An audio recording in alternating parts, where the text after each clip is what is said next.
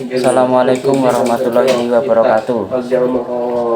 Kami dari kelompok 3 yang beranggotakan Muhammad Fajar Ismail, Faladu Meval, Ahmad Roji Gufron, Fauzi Abdul Rauf,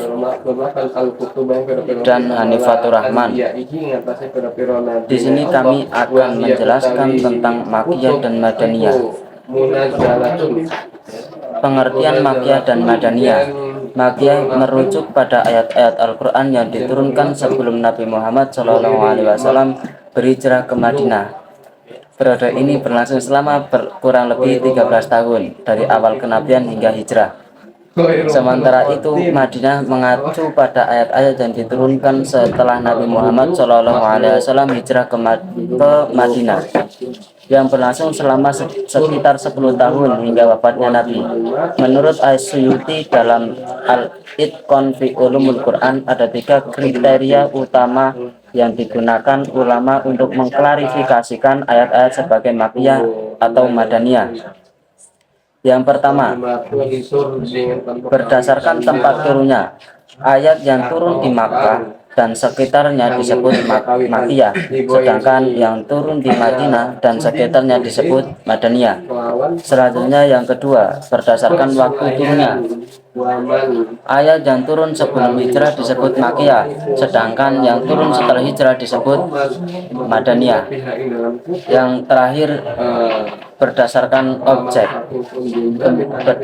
objek pembicaraan. Ayat yang ditunjukkan kepada penduduk Mekah disebut Makkiyah, sedangkan ayat yang ditunjukkan pada penduduk Madinah disebut Madaniyah.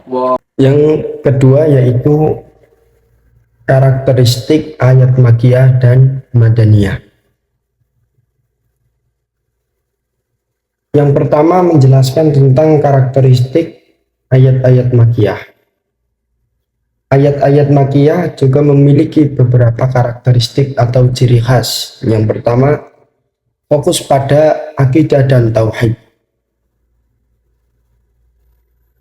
Ayat-ayat ini menekankan keesaan Allah, kenabian Nabi Muhammad SAW, dan kehidupan di akhirat. Yang kedua yaitu gaya bahasa yang kuat dan ringkas.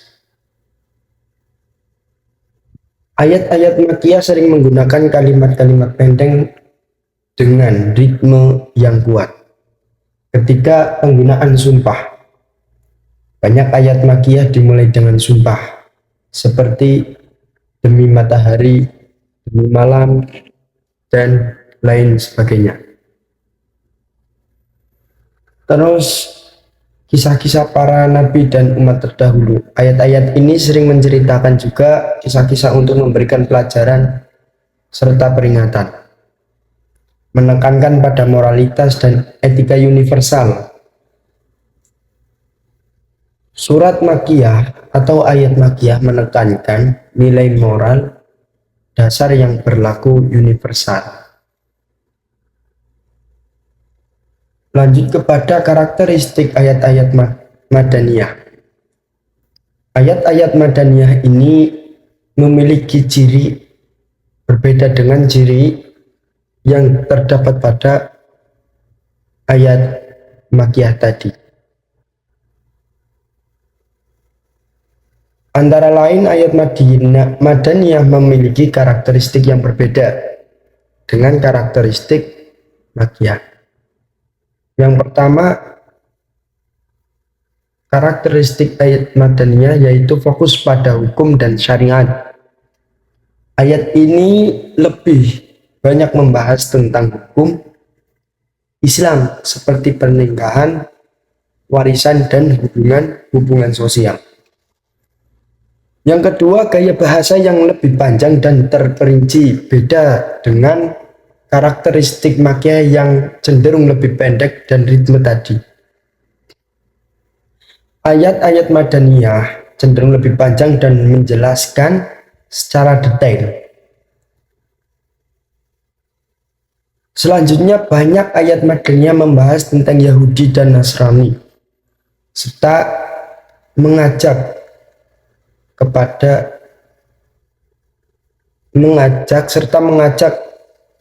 umat untuk keislaman. Ayat-ayat Madaniyah ini sering membahas tentang orang-orang munafik dan sikap mereka. Yang terakhir, penekanan pada pembentukan masyarakat dan negara Islam. Ayat-ayat Madaniyah banyak membahas tentang sistem sosial dan politik Islam. Mungkin itu saja yang dapat saya sampaikan tentang karakteristik atau ciri tentang ayat-ayat Madaniyah dan ayat-ayat Makkiyah. Penjelasan tentang perbedaan dari surat Makkiyah dan Madaniyah. Yang pertama, pada periode waktunya, Makkiyah itu diturunkan selama 13 tahun pertama kenabian, sedangkan surat Madaniyah diturunkan selama 10 tahun terakhir kenabian. Kemudian yang kedua, pada fokus utamanya. Pada surat Makkiyah berfokus pada akidah dan nilai-nilai universal, sedangkan pada surat Madaniyah lebih fokus pada hukum dan pembentukan masyarakat. Kemudian yang ketiga, panjang ayatnya.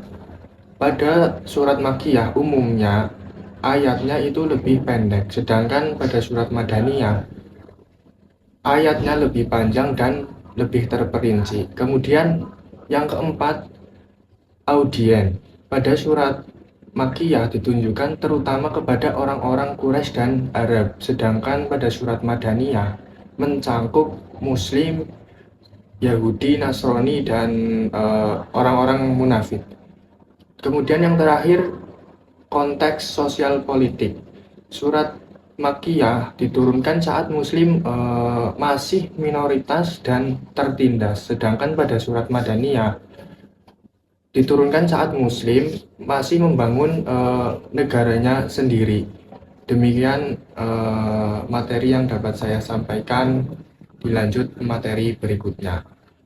Selanjutnya ada signifikasi pembagian Makkiyah dan Madaniyah. Yang pertama itu ada pemahaman kontekstual, yang dua perkembangan hukum Islam, yang ketiga itu ada metode dakwah, yang keempat adalah tafsir Al-Quran, yang terakhir adalah nasih mansuh. Nah, dalam pemahaman kontekstual sendiri itu bisa berkaitan dengan membantu dalam memahami konteks historis dan sosial dari ayat-ayat Al-Quran. Yang kedua itu tadi ada perkembangan hukum Islam. Hal yang ditunjukkan dalam evolusi hukum Islam ini terdapat beberapa prinsip, mulai dari prinsip-prinsip dasar hingga prinsip yang lebih spesifik tinggi.